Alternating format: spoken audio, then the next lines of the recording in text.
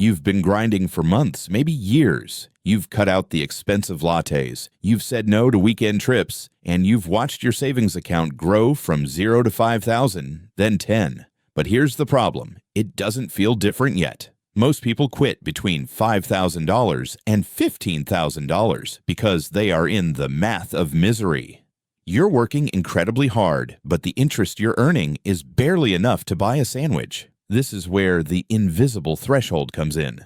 The $20,000 illusion. What most gurus won't tell you is that $20,000 is the first time your money actually becomes visible. Below this number, your portfolio is like a seedling underground. You're watering it, you're caring for it, but you don't see any green. People think they are doing something wrong because the magic of compounding feels like a lie. The psychological wall. At $5,000, a 10% gain is $500. It's nice, but it's not life-changing. It doesn't pay a single major bill. Because the rewards are so small compared to the effort of saving, your brain tells you, this isn't worth the sacrifice. You start thinking about that new car or the upgraded iPhone. But $20,000 is where the physics of your wealth starts to shift. It is the exact point where the manual labor of saving starts to hand over the baton to the automatic engine of investing. You aren't just saving money anymore. You are building a machine that has finally developed its first few gears. Crossing the line. When you hit $20,000, you aren't just not broke anymore. You have crossed a line into a territory where your money has a pulse. It's small, but it's there. The goal of this video is to show you why you cannot afford to stop here, because once you cross this invisible threshold, the game stops being about restriction and starts being about power. To understand why $20,000 is the magic turning point, we have to look at how our brains process numbers versus how the world processes them. Most of us are linear thinkers. If you work 10 hours, you expect 10 hours of pay. If you save $100, you expect to be $100 wealthier. This works in the beginning, but it's also why people get discouraged. When you have $1,000 or $2,000 in your account, even a great year in the stock market feels like a joke. Let's say the market returns 10%. On a $2,000 balance, you made $200. While $200 is nice, it's pocket money. It's a nice dinner and maybe a pair of shoes. It doesn't change your zip code, it doesn't pay your rent, and it certainly doesn't let you tell your boss how you really feel. Your brain looks at that $200 reward for a whole year of discipline and says, why am I even doing this? But when you hit $20,000, the math starts to leak into your real life. That same 10% return is now $2,000. This is where the psychology flips. $2,000 is not pocket money. In most parts of the world, $2,000 is a full month of rent, a mortgage payment, or a massive car repair. Suddenly, your money is performing a human task. It's as if a mini-you worked for an entire month, paid your biggest bill, and then handed you back your freedom. This is the crossover point. It's the first time you realize that you don't have to be the only engine in your life. In the math of misery phase, $0 to $10,000, you are doing 99% of the work. Your savings come from your sweat, your overtime, and your sacrifices. But at $20,000, the market starts to chip in. If your goal is to add $5,000 to your net worth this year, and your portfolio makes $2,000, you only have to find $3,000 from your salary. The burden is shifting. You are no longer pushing the car alone. Someone finally got out of the passenger seat and started pushing with you. We need to talk about financial fragility. Before you hit that $20,000 mark, you are likely operating in what psychologists call scarcity mode. In this state, your brain is constantly scanning for threats because you know that one bad break could send you back to zero. When you have $1,000 in the bank, a car breakdown isn't just a nuisance, it's a catastrophe. It means you can't get to work, which means you might lose your job, which means you can't pay rent. At $20,000, the nature of danger changes. You are now standing on a pedestal that is high enough to keep your head above water during almost any common storm. If your transmission blows out and costs you $3,000, it's annoying. You'll grumble about it, and you'll be frustrated that your number went down. But it doesn't change your life. You still sleep in the same bed, you still eat the same food, and your future remains intact. You have moved from survival mode to inconvenience mode. This $20,000 is your life insurance for the living. It buys you a buffer of roughly 4 to 8 months of survival, depending on your lifestyle. Think about the physical sensation of that. When you walk into your office, you aren't walking in as a person who needs this specific paycheck to survive the next 30 days. You are walking in as a person who chooses to be there because the math says you're safe for the next half year, regardless of what happens. The most unfair advantage of having $20,000 is that it actually allows you to make more money. When you are desperate, you take the first job offered to you. You accept the low salary because you can't afford to wait. But with a $20,000 safety net, you have the liquidity to wait. You can hold out for the better offer. You can take a risk on a new skill or a side project because the cost of failure is no longer total ruin. At $20,000, you stop playing defense and you finally start drawing up an offensive game plan. In the world of finance, there is a legendary concept known as FU money, the amount of wealth required to walk away from any job, boss, or situation without a second thought. Most people think you need millions to achieve this, but there is a precursor that is arguably more important. FU Lite.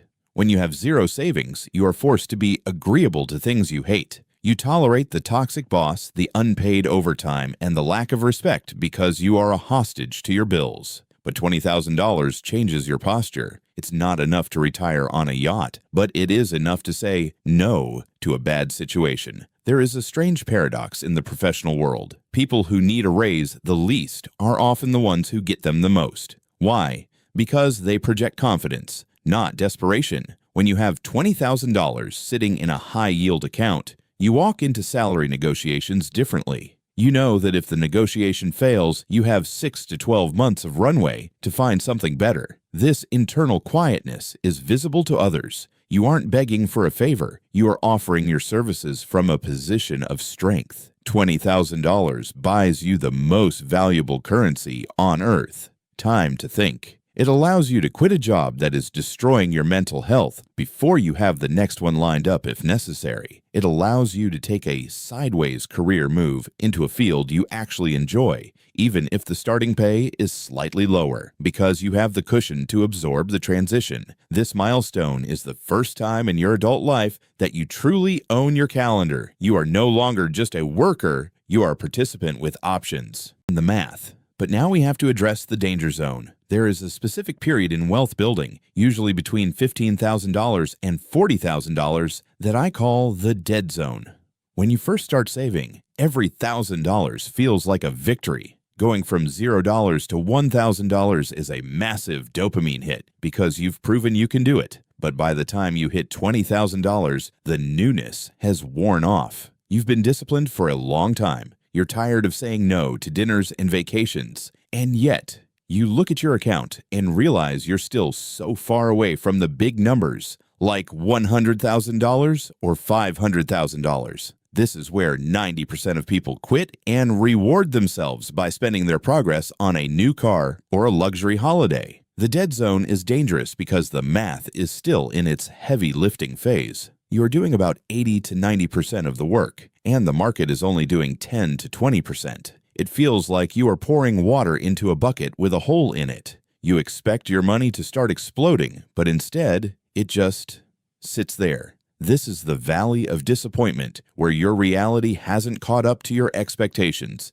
To get through this, you have to stop looking at the balance and start looking at the system. Think of it like the Chinese bamboo tree. Underground, you are building a massive root system that nobody can see. Your job in the dead zone isn't to be excited. Your job is to be robotic. You have to realize that $20,000 is the foundation of the house. You can't live in a foundation, and it doesn't look pretty, but without it, the rest of the building will eventually collapse. Now that you've reached the $20,000 mark, the game has changed. What got you here, extreme frugality and manual saving, is not necessarily what will get you to the next milestone of $100,000. This is the phase where you must stop acting like a saver and start acting like an allocator.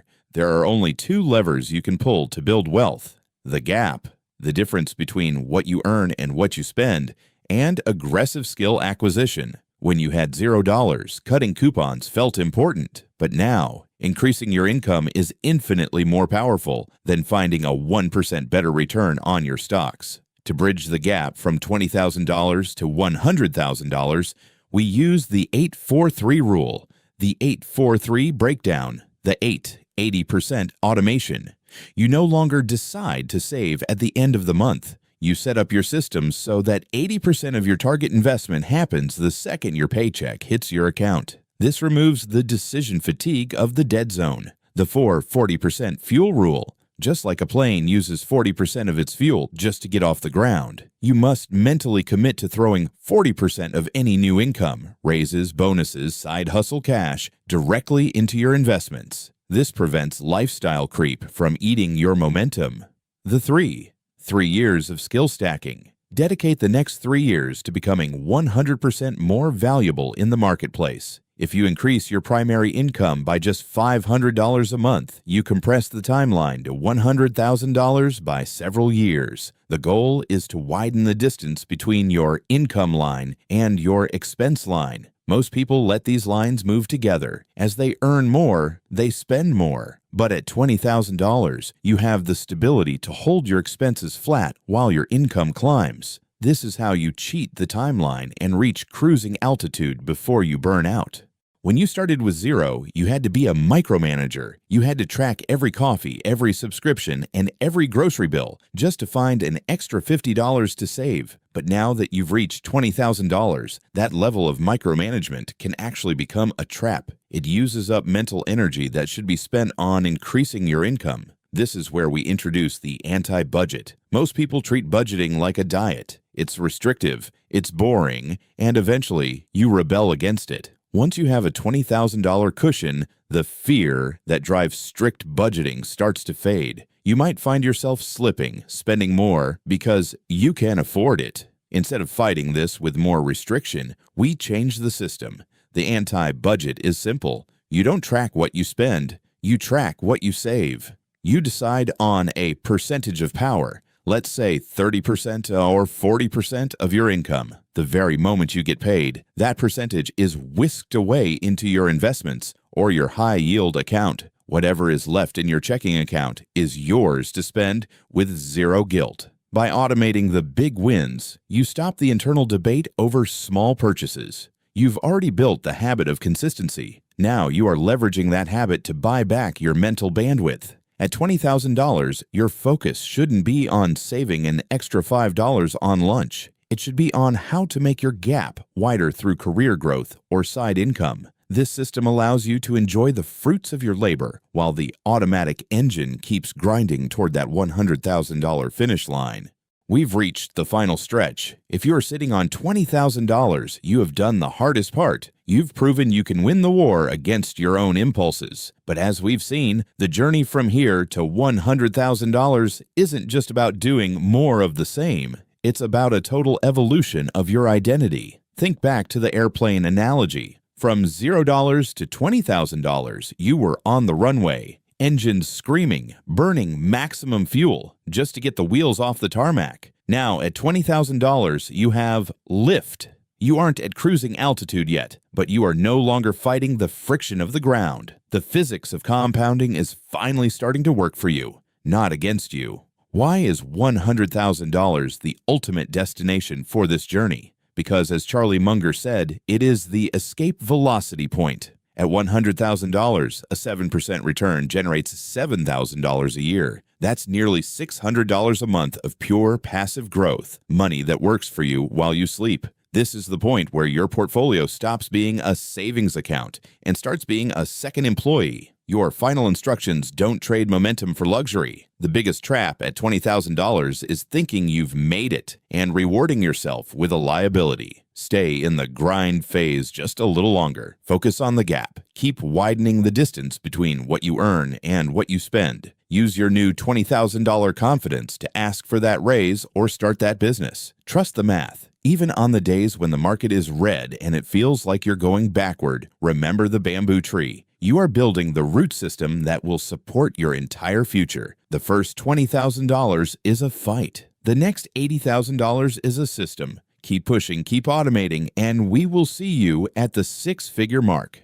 If you're still watching, it's because you realize that wealth isn't just about having a high salary. It's about having a high level of discipline. You've seen the math, you've seen the psychology, and now you have the roadmap to cross that $20,000 threshold. Building wealth is a lonely game, but it doesn't have to be. If you are ready to stop being a passive saver and start being an active builder, let me know in the comments. What is your current milestone? Are you fighting for your first $1,000, or are you deep in the dead zone pushing for $20,000? I read every comment, and your story helps others realize they aren't alone in this grind. If this deep dive gave you even a little bit of clarity, hit that like button. It tells the algorithm that financial literacy matters, and if you want to join a community of people who value freedom over status, hit subscribe and turn on the notifications. We release deep dives like this every week to help you master your money mindset. Now, knowing why you need $20,000 is one thing.